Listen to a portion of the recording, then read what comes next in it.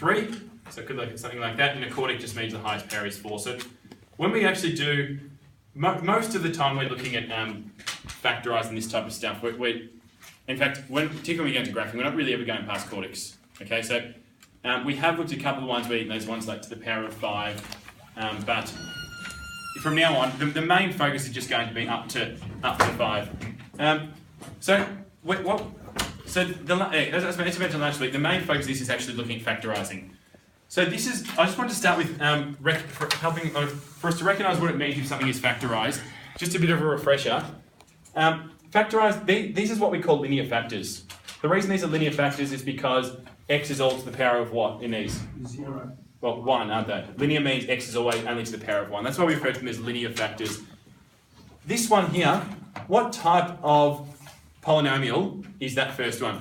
Quartic. It's a quartic because there's 4 factors, isn't it? And if we were to expand this out like I've done over we should go over that in a second, have a look on the other board. That's 4 linear factors, therefore it's a quartic. This one here is what type of function? Quadratic. We've seen those before in term 1. And this one has 3 linear functions. That one means it's repeated, remember? That's a cubic. So that's the purpose of, this process is to look at, we already know how to factorise quadratics, but the purpose is to look how to factorise quartics and cubics, so we can find where they cross the intercept, cross the x-axis. Sorry. So if you want to go over this side, Sam. So let's imagine we had, just as an example here, we had a cubic. So this cubic has these 3 factors, linear factors of x plus 4, x minus 2, and x plus 3. One of the things we started with at the start of a few lessons ago is we looked at how we could expand that. If we expanded this, expand these first 2, that will give us this. You can expand it, and this would be, and we're all, from what I've seen, that generally is people can do that pretty easily, where we get to actually expanding and end up here. What may happen though? So the challenging part is to be able to go the other way around. So say, okay, if we were given a polynomial, we know this is a cubic, and the question was asking us to basically go back to this point here, to actually get it back. So for example, you may later in the week be asked to graph that. So if we're asked to graph that, or asked to go back to it being factorised or have its linear factors, what process do you think we might, or what do you think we might have to do to be able to do that? Any suggestions? The division one? Yeah, we have to. So we need to divide it. The whole point, because we've multiplied. There, you can see here we've multiplied. So the opposite is to divide. Yeah. So we have to guess what one of the factors is. Now, lucky for us, we didn't have to guess them because we already know they are. Because all 3 of them are already written over the other side of the board, aren't they? So we know the 3 factors would be minus 4, plus 2, or minus 3. Any of those factors that we guessed here would actually give us a remainder of 0, if we use that remainder theorem.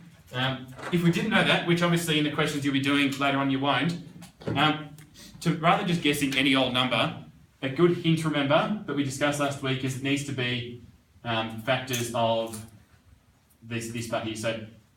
So always factors of the constant.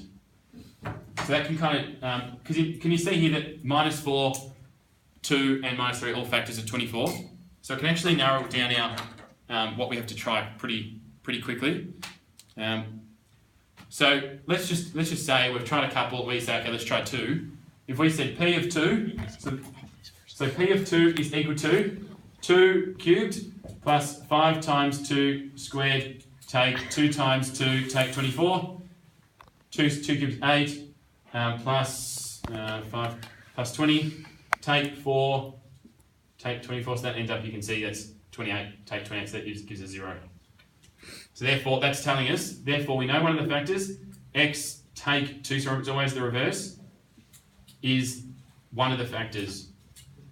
So that's the first part of it. We have to be able to guess one of the factors. We can't, and it's not purely a guess, it's an educated guess based on knowing it has to be one of the factors of that constant part. Yes? So is the negative 24 the constant? Negative 24 is the constant. And so you're trying to find a factor of that. So the fact, these factors, the negative 4, 2 and negative 3, which are the factors we're trying to get, all those numbers are always also factors of that. So it's just a bit of a hint we can use to narrow down. So for example, there's no point trying 5, for example, because if you do 5, we know 5 is not a factor of this.